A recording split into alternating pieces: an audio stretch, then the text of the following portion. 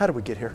We got here numerous ways. First off, it wasn't just oil prices plummeting, although that is a considerable factor that we have to look at as the global oil depression that we've got. We got here in numerous ways, increasing apportionments off the top to take money away from legislative control. That's clearly one thing we did.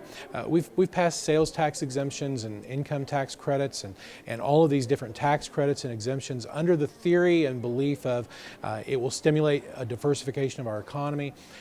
But we've also passed things out of the goodness of our hearts as Oklahomans. We're like, you know what, these folks shouldn't have to pay taxes. Let's exempt them from having to pay it.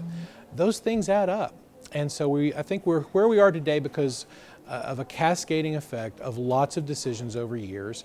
And when the price of oil plummets, all of it just cascades and we find ourselves in the position we're in today. So, Granted, you're in front of a fairly partisan audience this morning, but has political philosophy run into economic reality? I don't think there's any question. It's always been that way, where you've got political philosophies, whether it's the people who believe that we should raise taxes. Well, at some point, you're going to raise taxes to the point where there is an economic disincentive to work. And you see people who say, well, if I take that promotion, I go to that next highest bracket and actually bring home less money. I don't think I want to do that. So I think it goes on both extremes, but without question, I think we've got a system right now that the political side of it keeps getting fed to the far left and to the far right.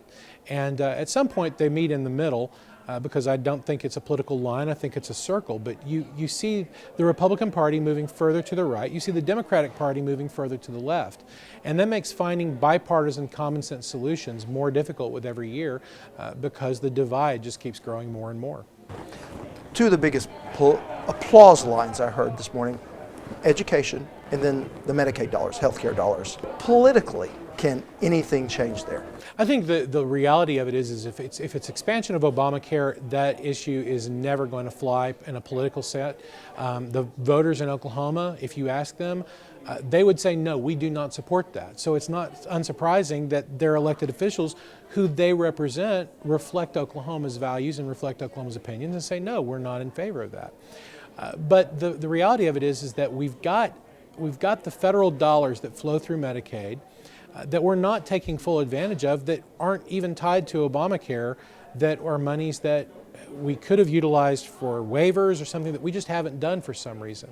Oklahoma was very innovative in the very onset of doing Insure Oklahoma. The voters of Oklahoma said we want to pass it and we want to do it, and established Insure Oklahoma.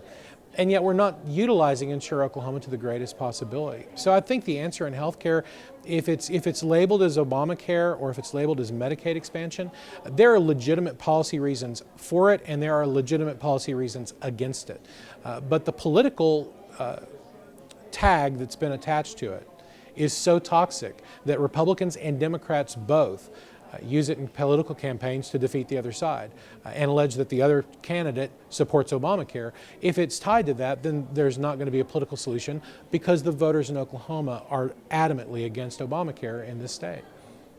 Some fear that we could put ourselves this legislative session pitting two infrastructure needs against each other, roads and education.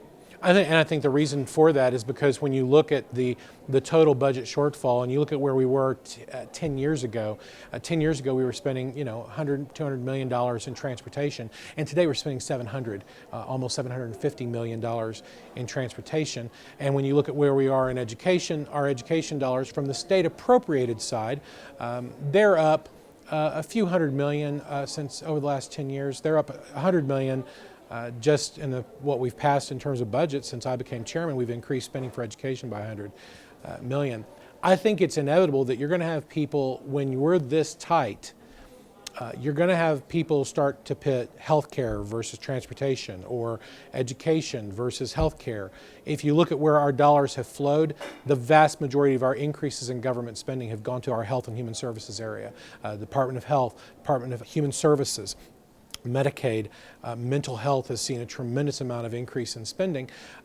So has education, but not nearly the percentage that healthcare has seen an increase. So I think it's inevitable that you're going to see people pitting Well, why are you giving money to them when we're the ones who really need it?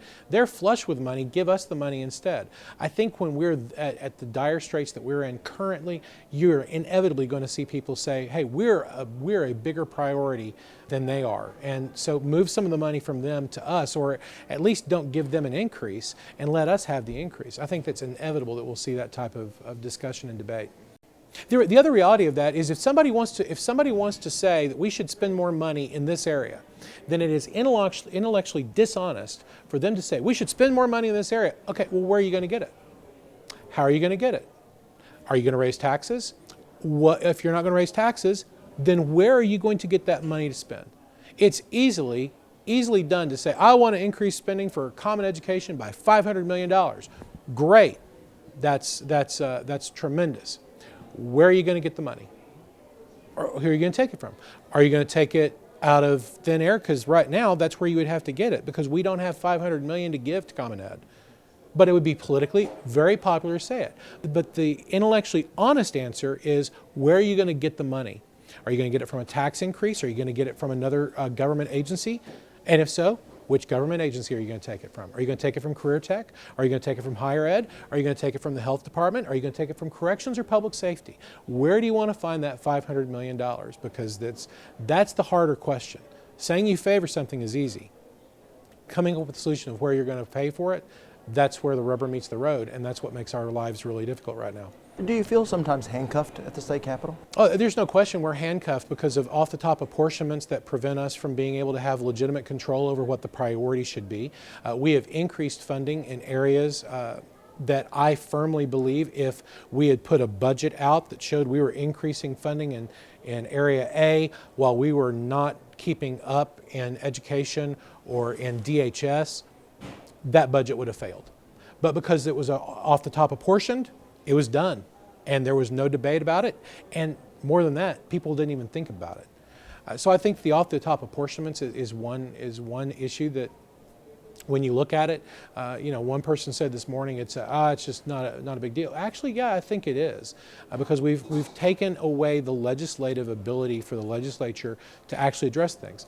The other thing is State Question 640 absolutely handcuffs the legislature where they cannot raise taxes in a politically realistic way unless they refer it to the vote of the people. And that's what the people decided to do. But by doing that, it restricts the legislature's ability to act quickly. If they're going to act, they have to wait for a year or a year and a half for it to be able to become available. And so that further restricts the ability of the legislature to make real-time decisions on priorities.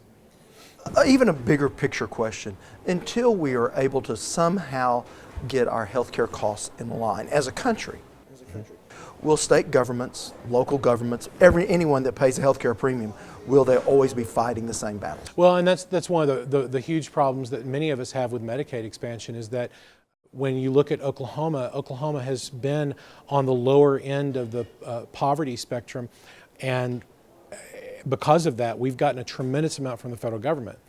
But those dollars have been decreasing because the wealth of the state has been increasing. And if we want to promote growth in our economy and become richer as a people in Oklahoma, we get penalized from the federal government because we have more local resources as the state to be able to foot the bill. And so when we look at healthcare expenses, no question, the growth of healthcare costs in our country. I've increased spending, for example, for common education by $100 million. $70 million of that had to go just for health insurance costs for teachers. That's a tremendous amount of increase that has gobbled up our ability to put money into instructional materials and classroom spending. It's been sucked up by health and health insurance. So it's something that, yes, no question, the national cost and the national increases in health care and in health insurance is absolutely driving the state of Oklahoma, as well as our sister states, to have to expend a significant amount more of resources in healthcare because we are seeing it becoming more and more expensive. And as our population ages and we see more and more people retiring and hitting the 65 and older crowd, that problem is just going to multiply every year.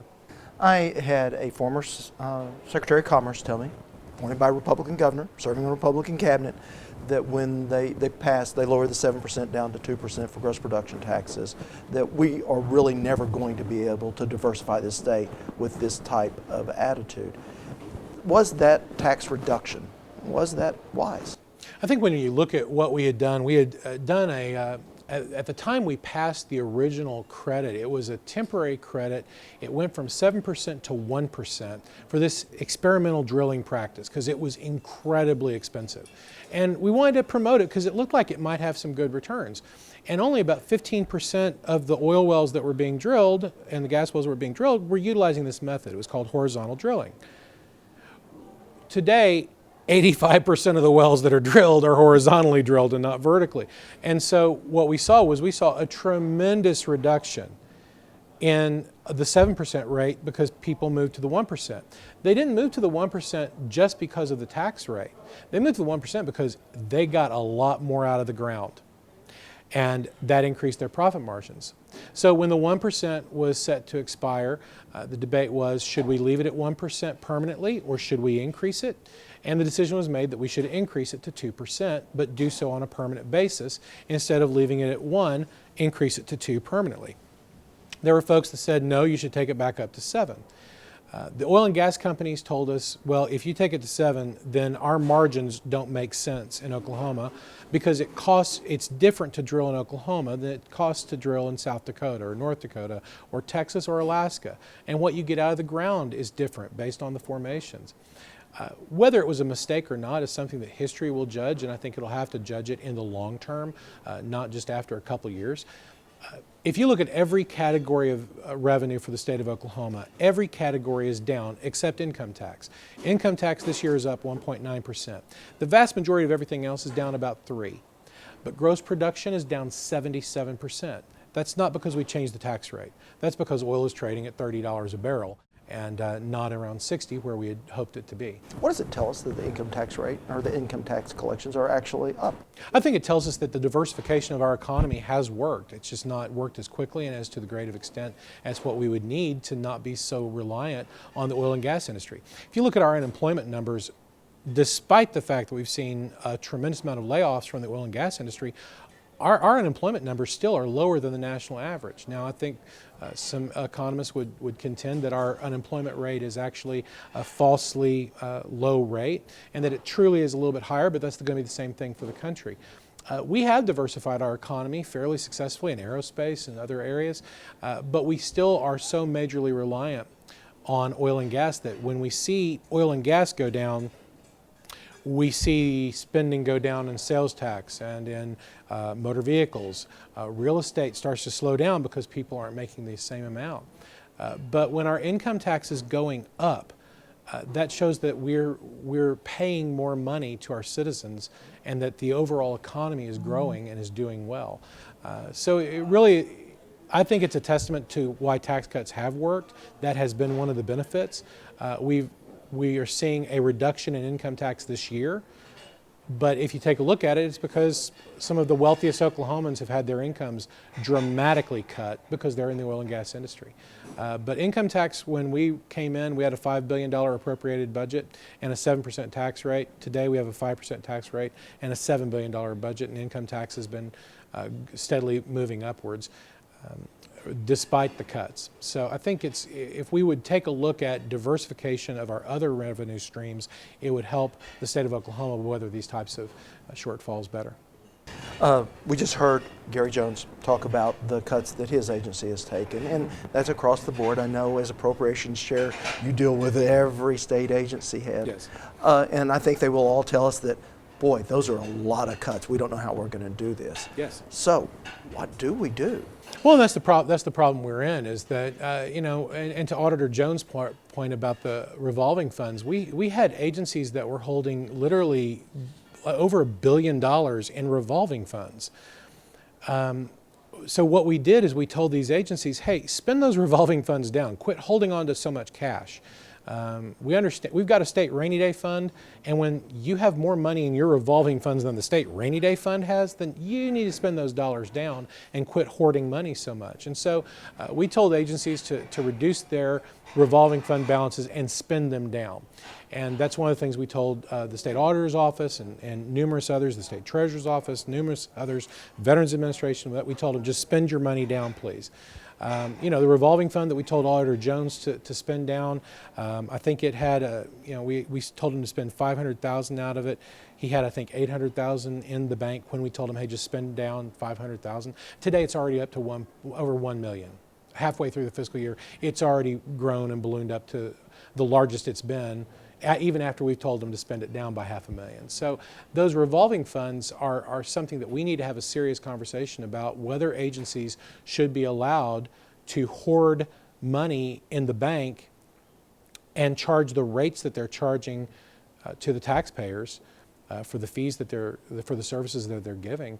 I think that's one of the conversations we need to have, is how do we reform that so they're not charging the public so much and just banking all the dollars. What about those agencies, though, that are non-revenue generating? The Senate does not generate revenue. The House does not generate revenue. The governor does not generate revenue. So we're stuck with very fixed operational budgets, and we've cut our staff, as Auditor Jones mentioned, we've cut our staff in the Senate. I think FTE we've cut, I want to say, by like 30% over the past several years.